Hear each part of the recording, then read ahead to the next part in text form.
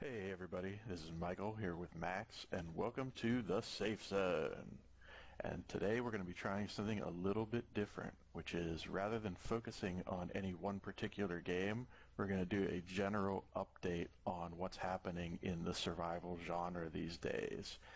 Now, I've been doing a lot of looking at the statistics on our YouTube channel and have come to the conclusion that you guys really like DayZ. Because our DayZ videos tend to have the most hits and get the most traffic of pretty much anything that we do. So we've decided to use DayZ Standalone here as the backdrop for our discussion. But never fear, if you're not a huge DayZ fan, we will be talking about some other games too, but this at least gives you something shiny to look at as we run around and get killed and otherwise get into trouble. Say hello, Max. Howdy.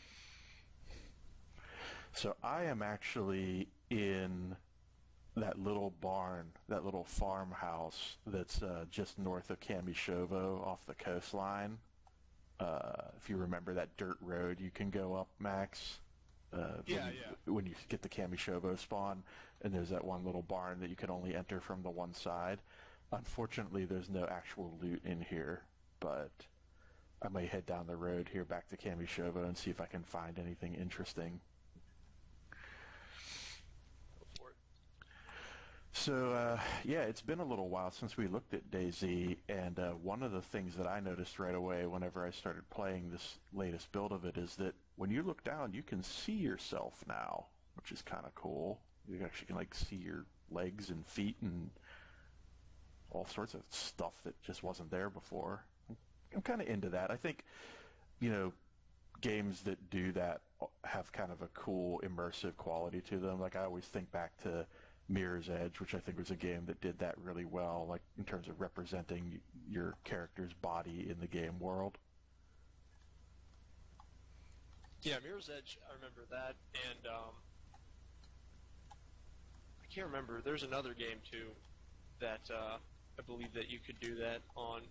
But just games, first-person games in general, I think that do that really give the player a sense of like you are actually this character. Like I remember. There's a old game I've been playing called Deus Ex, and one of the things that I find kind of funny is like when you are Deus Ex and you're running around and you look down, you're just like a black ball. Oh yeah. Found, yeah. Yeah. Yeah, it is pretty funny. You know what I was just thinking of is you don't see too many games that come out these days that have that, but one game that I kind of got more excited for it when I saw footage of it that had that feature is that new version of Thief that's coming out, because it has the whole presence of the body extremities thing. Like if you're climbing a rope, you see your hands climbing it and all that sort of thing. Yeah, for sure. But so I'm just kind of running around Kamishovo here looting these buildings, or I should say going into empty buildings looking hopelessly for loot. Because it seems like no matter what I do, I can't ever seem to find anything all that interesting, especially in these starting areas. Like I remember when Standalone first came out, at least you'd be like finding rotten fruit and stuff like that all the time. But it seems like loot spawns have been a real issue in recent builds of the game. It just seems like they're being really, really super stingy with it. Yeah, I think I would definitely like to see a little bit more of that. Like I was on a server the other day where there was tons of loot, just tons of loot everywhere, but it was all ruined. Like the status of it was ruined whenever you would look at it. So I found like, this pistol and a medical kit and all this other stuff, but then it was totally unusable. So I'm like, that's total troll loot. Yeah.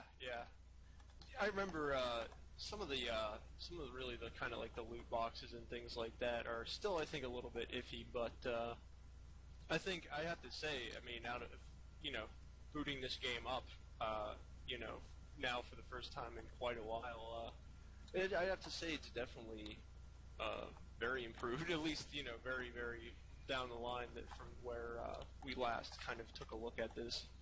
Yeah, I mean when we did our first video, oh look, loot! I'm excited.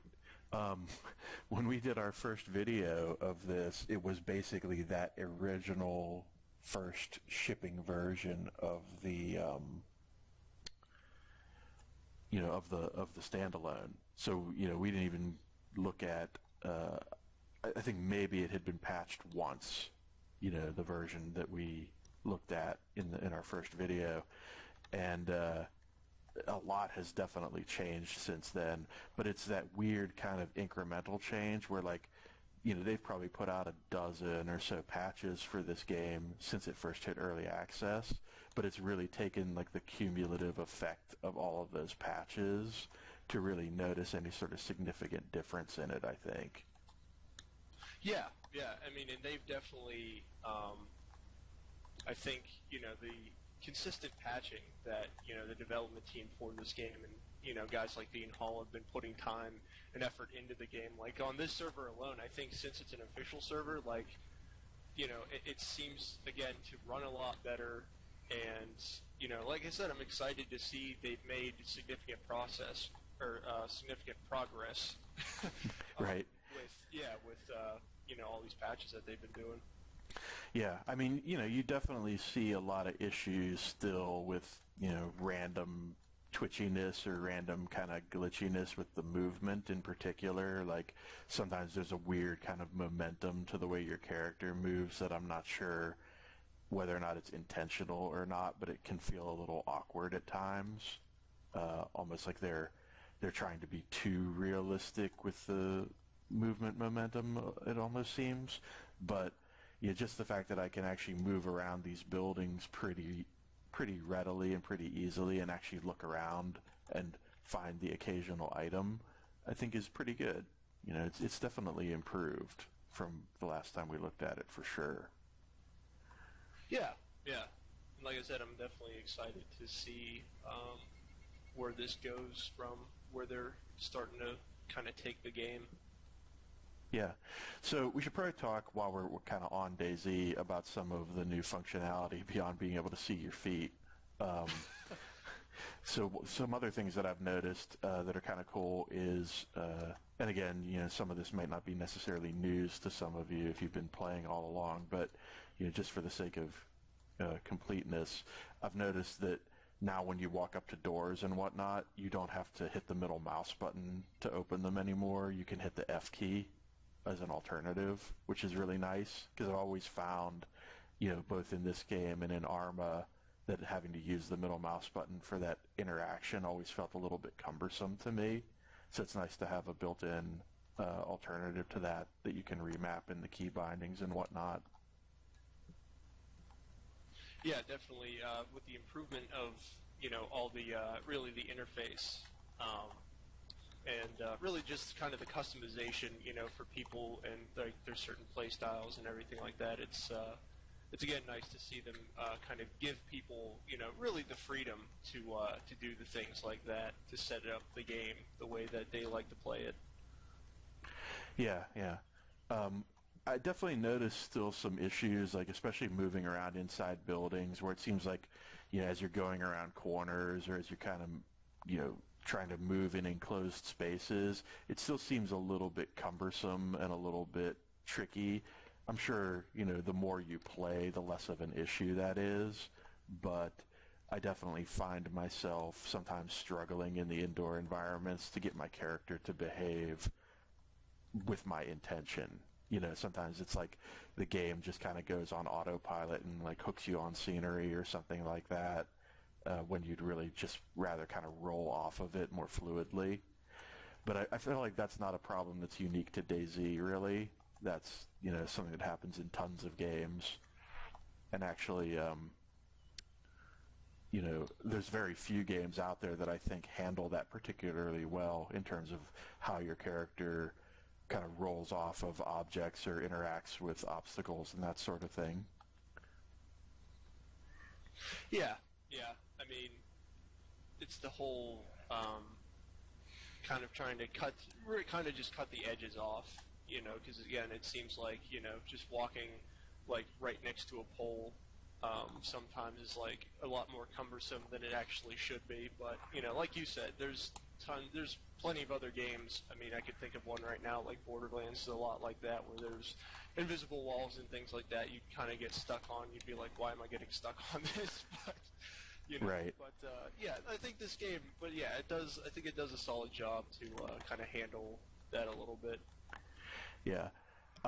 So one thing I was just verifying is that zombies totally still walk through fences, like those waist-high fences that you can vault over, which you used to be able to use those to really good effect in the mod to like lose zombie aggro.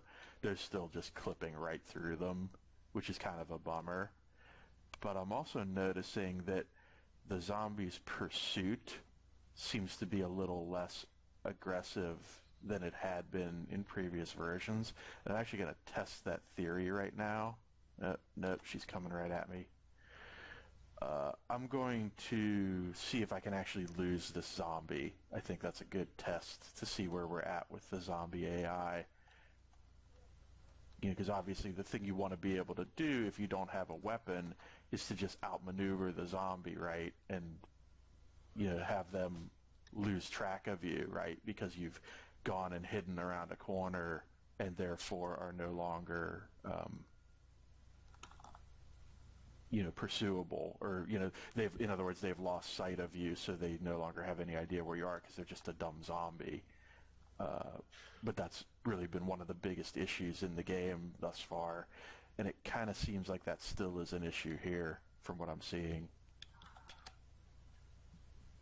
That's a little bit of a bummer because I mean, that was one of my bigger complaints about it was that it wasn't exactly to the best when it came to the aspect of the zombies and how they function.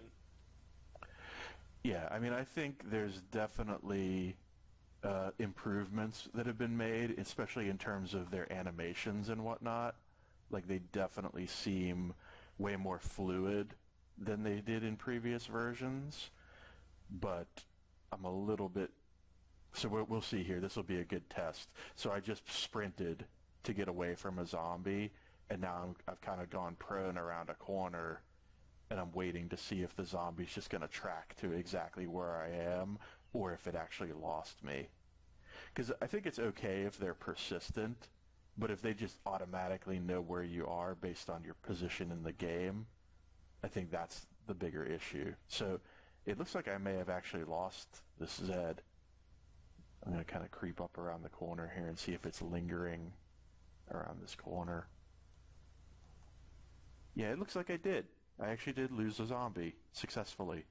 So that's pretty cool. That's definitely something that was a problem before. Like, no matter what you did before, you just couldn't do it.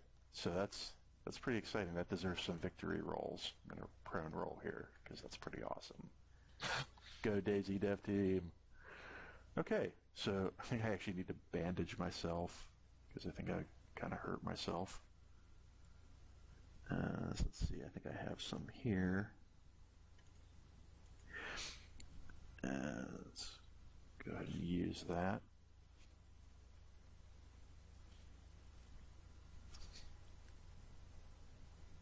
All right, I have successfully stopped my bleeding. That's always a good thing. Pretty excited about not bleeding anymore, gotta say. Kind of pumped.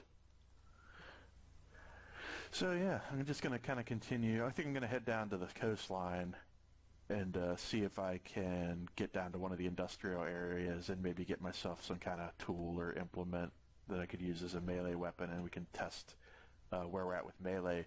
But in the meantime, this is probably a good time to talk about what's been going on with some other games in the genre that we've been checking out. So I guess kind of the elephant in the room for me anyway, because it's something that we've mentioned in the past, is the whole idea of covering Rust. And I guess I'll start off on that because I've probably spent a bit more time with it than you have, and just say that I don't think that that's a game that I personally am particularly interested in spending a lot of time covering on the channel, based on my experiences with it so far. Well, I mean, I don't know if you could call me lazy or whatever, but I'm going to second that because, I mean, my whole problem with it is the whole being thrown in and then kind of just looking around and seeing a bunch of just, like, random shacks and really kind of understand, like, trying to understand what I'm supposed to be doing. Because, I mean, I understand, like, because there's other games like Rust, you know, that have the crafting system and they throw you in the randomly, you know, generated world or whatever, and you're kind of, you know, off to, you know, just craft and kind of survive. But with games like Minecraft and one of, you know, our favorites here on the channel, you know, 7 Days to Die, is that I don't know if it's like how that they're structured or how they really kind of start you off, but I think there's a lot more of a direction when you're spawned into those worlds, where instead of just kind of spawning you in, you know, naked somewhere with a rock in your hand and like, all right, survive. Yeah. Oh, I'm sorry, I didn't mean to interrupt. No, but I'm just like, you know, like, okay, like, thank you. I don't know what to do now. Right, right. So for me, you know, looking at it and you know, I've definitely tried to come back to it several times and really give it a fair shot. And I think for me, I knew that there was going to be a tipping point in this genre where I would play X number of these kind of games, and by virtue of having played that many of them, I would start to inevitably compare them to each other and make determinations about them based on past experiences with other games, right? Like, and I think Rust is really the first game that I've played that has kind of suffered as a result of my experience playing other games of this type, right? Because, like you say, you've played games like DayZ and 7 Days to Die and The Dead Linger that are doing very similar things to what Rust is doing, and I think Rust's biggest failing in my mind, at least in its current state, is I believe that it really lacks personality or like a distinctive kind of character of its own. Like when I'm running around in that environment and I'm looking at things, it all seems very, for lack of a better word, generic and kind of, it almost looks like somebody went to like the Unity, you know, 3D model store and just bought like rock number 8 and tree number 6 and wooden shack number 3 and just kind of stuck a bunch of stuff together, as opposed to like especially looking at a game like DayZ here where you have this Chernobyl map that's obviously had like so much effort and detail put into it to like make it actually feel like a real place with distinctive geography and shapes of things and not a lot of copying and pasting of imagery and whatnot. Like there's so much unique territory and terrain in the Chernobyl map that I think it really stands out when you look at the Rust map, which as far as I know, I don't know that that map is actually randomly generated, but it feels like it could be. You know, I actually have to apologize. I don't know off the top of my head whether or not the maps from the Rust servers are randomly generated or not, because there's really not a lot of context for where you are on the map in that game. And that's actually another thing that's kind of an issue for me with it, is when you look at something like The Dead Linger, which uses procedurally generated maps or maps that don't have a ton of identity to them as a general rule, at least they give you coordinates, you know, in the corner of the screen to say, okay, this is basically where I am, and if I want to meet up with somebody else and try to play cooperatively with them, I can do that. And I feel like if you're going to have a kind of generic sort of environmental design, you need to give the players something to help them distinguish one area from another. Like, I can go run around in DayZ, and because of the amount of time I've spent on the map, and because the map has such unique features and characteristics, I can tell you exactly where I am just by looking at a given rock formation or a given cluster of trees or what have you. And I don't get that sense from Rust. It all just seems very cookie cutter. Well, yeah, I mean, and I'd have to agree. I mean, because that was definitely one of the things that I noticed for the incredibly short amount of time that I've played, which is probably a max of 10 minutes. I mean, in all honesty, is like, again, it doesn't. There's nothing that screams to me, about really anywhere, or like I can't really get a bearing anywhere. Now, obviously, if you're a first-time player of DayZ, this will be the same case to you. But as you play, you'll start to recognize, certain locations and things like that, and maybe be like, oh yeah, this was that one town that had that fire station in it, and I got all this awesome loot before it, and let me hit that place up. It's like with Rust, I don't feel like you'll ever get any of that, because again, it seems like all very generic. It seems like a lot of the environments and everything just look a lot like the same. Like I remember looking around and just being like, where would I even start to go to even try and find anywhere to get anything? Yeah, because I think you could, and I think it's a very fair comparison to compare it to something like DayZ, because obviously the DayZ map is so big, right? That like when you first come in and play this game, you're just completely baffled by the lay of the land. But the thing about DayZ is you have things like railroad tracks, which I'm currently following now, where even if you had no idea where any of the stuff in this game was, you could at least find a road or a set of railroad tracks or a path or something that would lead you to someplace interesting. And the thing with a lot of the map in Rust is it's a lot of just rock formations and open fields, and there are dirt roads and stuff like that, and there are facilities and buildings and places you can get to, but they're really few and far between. And also in that particular game, a lot of the best locations are irradiated. So until you gain the ability to survive radiation, which is obviously a more advanced survival skill that you have to have played the game for quite some time to master, you're not going to be able to access any of the really cool areas in the game anyway, unless of course you're cheating.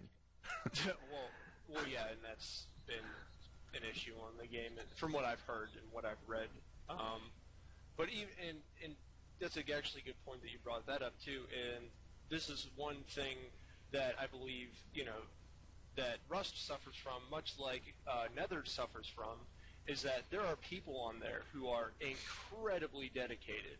I mean, who spend, day after day after day, hours upon hours, learning all the little facets of that game, but end up pulling a Nether, and instead of trying to amass a fort or whatever, they just start going around and killing newbies.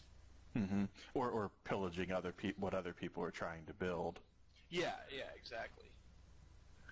Yeah, I mean, there's been a lot of documented, evidence of the kind of stuff that happens in Rust, and for the developers' credit, with regard to that, they have been working very hard to combat that stuff. It's not like they're just letting it happen. I mean, there's probably been a dozen patch notes that I've seen for that game that go by where it's like, we tried this to curtail cheating or what have you. So it's not like they're, turning a blind eye to it or anything like that. But it is interesting to me how certain games, for whatever reason, seem to develop a more hostile player base than others. And again, maybe I think DayZ is kind of special or unique because it was one of the first. But I feel like the community of people who play this game, or the way people kind of approach this game, is slightly different for whatever reason than some of these other games like Rust, where they almost feel like more disposable, where people are just like, oh, whatever, I'll just kill everybody, who cares? Whereas, and I think for me anyway, a lot of it with DayZ goes back to the early days of the mod, when they had the survival, the DayZ Survive tracker, and you had people actually comparing how long their characters had survived and things of that nature. And even though that's not really a thing in DayZ anymore, I feel like there's still a prestige associated with having a character in DayZ that's survived for a long time that you just don't see reflected in other games of this type. Yeah, I mean, because I remember, when I first started to play it, that was one of the things I think about DayZ was I think that's what it really comes down to when it comes to DayZ is it feels a lot like when you do things in DayZ, there are consequences, and there are also like every single minute you're thinking, or yeah, you're thinking about something like, do I need food, do I need water, do I need weapons, what do I need? And I think it's puts a better kind of player inside of the game. I think that's one of the reasons why this game has such a good base, is like because people know how hard it is to actually get like a badass survivor. Like it's not nearly as like kind of just almost just like disposable as like a life. And as much as I like it, like 7 Days to Die or whatever, because it's like in this you lose everything and then you have to try and gain or completely restart and try and start from scratch again. Mm-hmm. Yeah, that's actually a really good point, because I feel like, and again, as much as I love 7 Days to Die, I feel like there is something about the whole easy come, easy go mentality of certain games that makes them less important in a way, I guess is the way I would characterize it. Like if you can go out and get loot easily, then it's not a big deal if you die, right? And so the fact that I'm struggling here to find food and water even to keep my character alive, whereas like a game like 7 Days, you run around and the first cabinet you open up has all the water you're going to need to live for a week of game time. Again, it's a different kind of experience, and I wouldn't be surprised if at some point they added some more hardcore options to 7 Days so that people could configure their server to be more DayZ-like if they wanted it to be. Like, that seems like the sort of thing that they would probably look at doing. It wouldn't be particularly difficult for them to implement versus a lot of the other things they're doing with that game. But there is something about that just hardcore kind of serious, like almost simulation-y kind of methodology in DayZ that really does strike a nerve that other games just don't hit. Yeah, again, because that's the thing. I feel like games always make it feel, like at least DayZ makes it feel like, like every choice you make matters. Mm-hmm. And I really appreciate that, a game like DayZ does something like that. Yeah, no, for sure. It's definitely carved out its niche, I think, especially versus, when you I hate to throw Rust under the bus, I really do, because believe me, as a software developer, I understand exactly how much effort goes into making a game. It's not even like I would say that I would never play that game again or that I regret buying it or anything like that. It's not like that at all. It's just that I kind of struggle to find where that game fits in for me versus other games of this type that I'm already playing. It's just a timing thing. Like had that game come out 6 months before it did, I probably would have gravitated to it a lot more and been way more into it, than I otherwise am. So it's really not even so much a reflection on the game as the just state of the genre and how crowded it's become. Yeah, because I mean that's the thing. There are tons. I mean from our viewers here, how many videos we've done just from when we first started. So it's become definitely more and more of a genre that developers are starting to gravitate towards. And presumably you're going to have some cloggage now, because everybody wants to try and make the next best survivor game, or like survival genre game. Mm-hmm. Yeah, I mean, it is both a blessing and a curse, I think, for developers who are interested in this genre or developing games in this genre, that it's become as big and as popular as it is, because obviously there's a lot of people out there who want to have lots of choices and want to, have the best options available to them to play these types of games, right? But there's also, as more of these games become available, less and less tolerance for anything that's not up to snuff, right? Like if anything doesn't quite make the cut or is perceived to be in any way less than something that already exists, then it's just going to get harder and harder for people to make their mark in this genre because there's so many viable alternatives now. Well, yeah.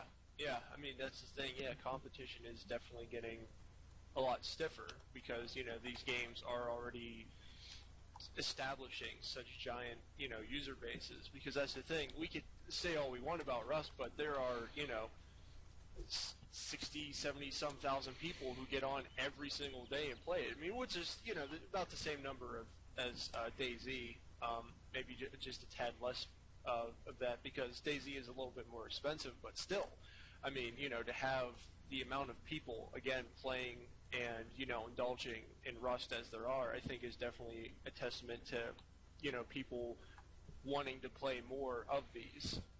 Mm-hmm. Whether or not they're open to playing, more of them, I think, hopefully, doesn't remain to be seen. I hope there's more people out there who want to play, anything that the survival genre has to offer. Well, and I think the other thing I'll say, and maybe this is a good way to wrap up the conversation about Rust, is I feel like depending on what you're after from a game like this, whether you're more interested in a cooperative experience or a competitive experience, that might go a long way toward dictating which one of these games you gravitate toward, right? Like, if you're more of a lone wolf type and you kind of want to make your own way through the world and be, like, more self-sufficient and just kind of do your own thing, I think Rust is probably a better choice, than something like DayZ. But also, having said that, that speaks to why I personally don't necessarily favor that game, because when I play games like this, most of the time I want the cooperative experience. I want to play with you or with other people that we typically play with. And so I think that factors into a lot of it, for me personally anyway. Well, yeah, no, I mean, and that's the thing. I mean, I totally agree, because in most of the time, especially within DayZ, there's so many times where, it's like you'd be a lot better off in a group. Which is, I think, just, kind of, it should be at least, if it's not like the norm for, survival games. It's like, grab, your whole crew of friends and just, start playing and, building stuff, or surviving, in this case, together. Right. Yeah, absolutely. I mean, the change in the dynamic of how a game like this is played when you're with a group of friends versus running around by yourself is just tremendous. I almost feel like, when I talk to people about this genre, like, if you haven't played this game with friends that you enjoy playing games with, or games of this type with other people, I feel like you're really missing out. Like, you're not getting everything that this genre has to offer, if that's the case. Well, yeah, because that's the thing. I mean, it would get, kind of frustrating, I would think, if you were to try and lone wolf this, like all the time, because there are just some situations where you would definitely I mean, on top of that, it's just the fun factor, really, for this game. I think you would just get a lot more out of the experience playing with people rather than playing without them. Yeah, absolutely. And I mean, that also contributes to the the way that people kind of develop a pack mentality in games like this, right? Where it's like, okay, we've got our group together, now let's go, jack up a bunch of other people, because why not do that if you've got a good posse rolling? Well, yeah, exactly. So, I mean, and it depends, again, on your play style and all that, but, yeah, I think, games of the survival genre just have a tendency, to kind of make people want to do that, make people want to get a group of people and just start doing all the cool stuff that you can actually do within these given titles. Yeah, and I think, kind of to close, this segment of things, DayZ, I think one of the reasons why it resonates with me and always has the way it does, and I think it's one of the very few games of this genre that works equally effectively as a solo experience and as a group experience. because I definitely, get very different things out of playing it in both those capacities, but they're both totally viable. Whereas I think certain games I just don't like playing by myself, or I, just don't like playing in a group. Like, I don't think I would enjoy trying to play Rust in a group at all, but I might enjoy playing it by myself if I were in the mood for it. Whereas like 7 Days to Die, I don't play that by myself, but I love playing it with you guys. Well, yeah, and I agree with that. I would definitely say that 7 Days to Die is definitely a game that I have to play with people. I don't think I could sit there and try and play that game just solo. Yeah. So since we're kind of on the subject of that game, I did want to touch on the fact that, there's been a major new version of it released since the last time we talked about it, which has a lot of interesting things in it, like a new metalworking system and, kind of cool expansion of the map. There's new territories that are frozen and all sorts of neat stuff like that. But actually, I think the next time I really want to seriously look at that game is the next version that's due to come out soon, which is going to be Alpha 7, because they are introducing smooth terrain. At least that's the plan. And that has me super ridiculously excited in a way that I think is almost unexpected. Because if there's one thing about that game that I think it has suffered from, it's the Minecraft comparison. It's that whole we're building blocks and everything looks so blocky and Minecraft-ish that I think it's hard to, illustrate to people why that game is so much different than Minecraft. And I'm really psyched by what I've seen of the work they're doing on smoothing out the terrain and making it really punctuate that game's unique art style that it has. Because it does really have a unique art style, but I think it gets lost in the fact that, the terrain being so blocky, it just automatically evokes the Minecraft aesthetic. Yeah. And I think, with this new patch, finally, hopefully kind of, step away from that, that age-old Minecraft comparison. Yeah. So the other thing that I'm pretty excited for in that patch, and hopefully that will also get implemented, is the stealth mechanics, because that's something that's been talked about in that game pretty much from the beginning and was long delayed for a variety of reasons according to the developer, but it looks like that might actually be the other major feature that's included in Alpha 7. So I'm really, really looking forward to that because, as everyone knows, that was definitely my favorite survival game of last year, and I think that they're definitely headed in a very interesting and cool direction with what they're doing with that game. Yeah, and I think for that game in particular, it would definitely benefit from some kind of stealth system, especially in the night segments.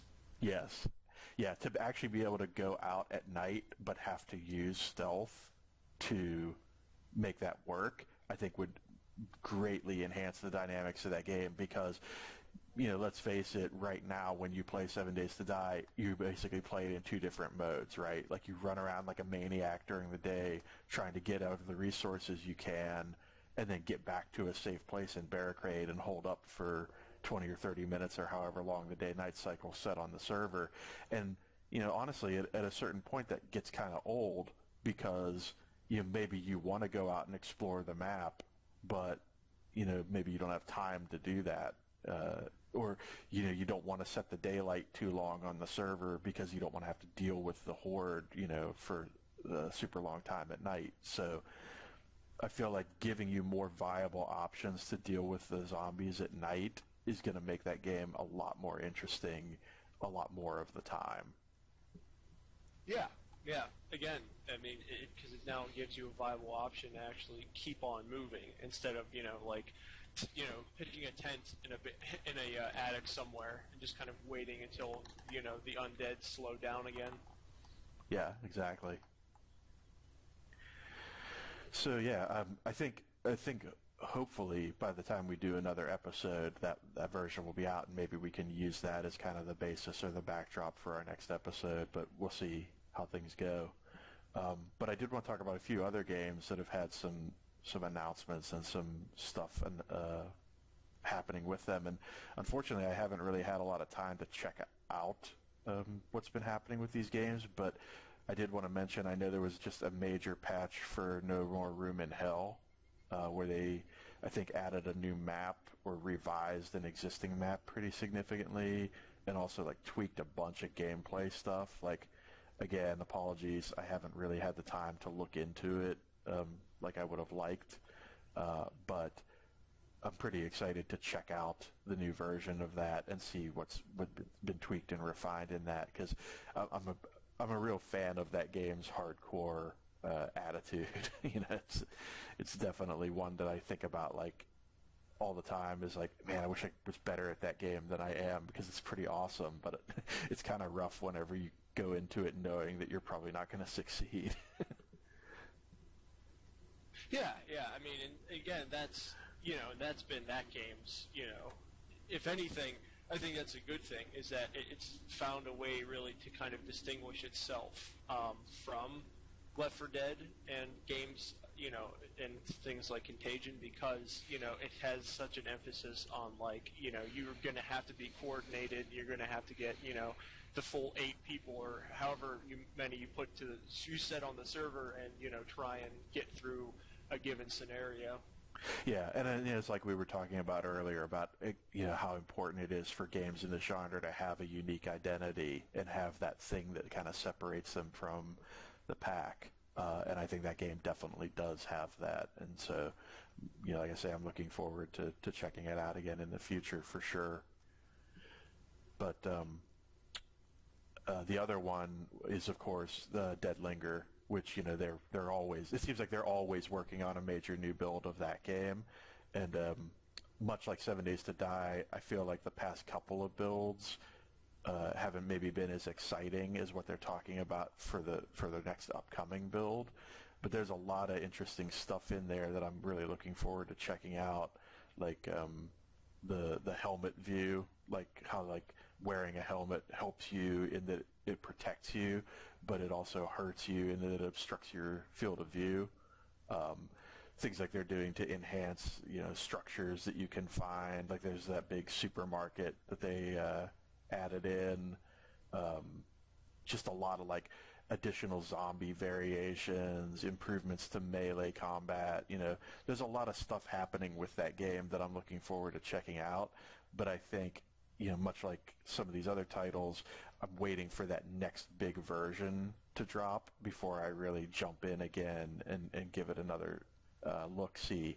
Because I feel like, again, like was the case with DayZ, sometimes if you just look version to version at some of these games, you don't really get to appreciate how they've changed, because sometimes the changes are just too subtle, or maybe they affect parts of the gameplay that you're not likely to see in a short play session. But if you let a couple major versions pass and then jump back in, you really do get to see a more dramatic and kind of compelling set of changes as a result. Yeah. I mean, and again, that was really kind of the case with this coming back. Now I actually want to start playing it more, because it seems like it's getting more to that point now where I can finally start playing it on a more frequent level without having to or wanting to tear my hair out. Yeah, and then there was definitely that frustration with those early, initial early access versions. Yeah, now, mind you, of course, as I pointed out here, was showing some of this stuff. There are still copious issues, but at least things are a bit more manageable now than they had been, and I think that's going to go a long way to making this a more viable and entertaining experience for people. Like, I still don't know that I would recommend people who aren't comfortable with the early access concept and aren't interested in being alpha testers jump in on something like DayZ at this point, but it's a little bit less of a concern than I think it has been in previous versions. Like they're definitely narrowing that gap between playable game and alpha test. Yeah, and I really can't wait to see what they fix or what they add next to DayZ.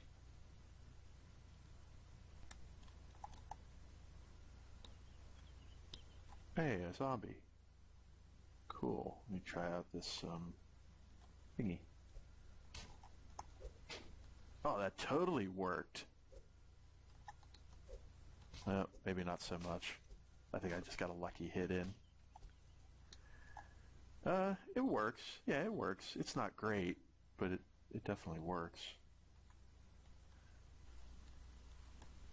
I kind of like don't even want to kill zombies anymore, even though I know that I can, because like they don't stay alive, or their bodies don't stay long enough for you to loot them, so it's kind of pointless. Are handcuffs even useful for anything? You can cuff another player. Huh.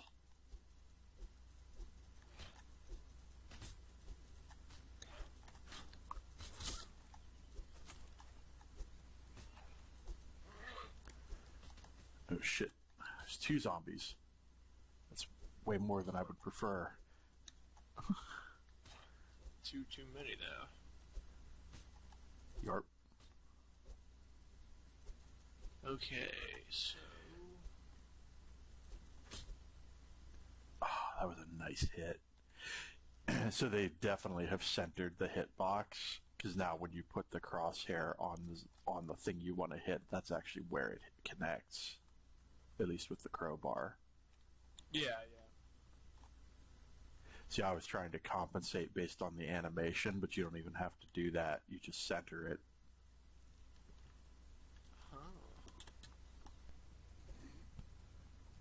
So one thing I've discovered is that in close quarters, the melee doesn't work so well. Like, you kind of have to have enough room around you to swing properly. Yeah. Or it kind of glitches out. Soda, soda, soda, soda, soda by me.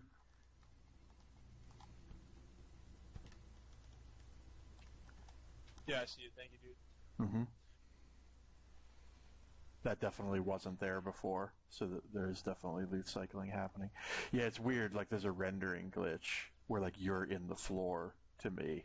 Like, it doesn't look like you're standing on the ground. It's like you're like Land Shark. Well, yeah, it was the same. The glitch was happening to you too, for me. Okay. Oh, weird. Like, this zombie is above the floor, and then there's another one that's below it. Yeah.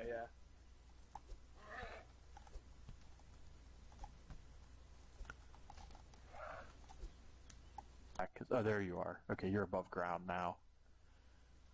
Okay, I got you. Yeah, you are too. It probably resynced. Yeah, it was probably just a latency issue or something. I was scared. I thought I lost you. When you got disconnected, dude, I was like panicking. I'm like, where did he go? Where are you? I was like running around in circles like an idiot. And then I found you in that little room, and I'm like, okay, we're going to hold up here until he comes back. Nice.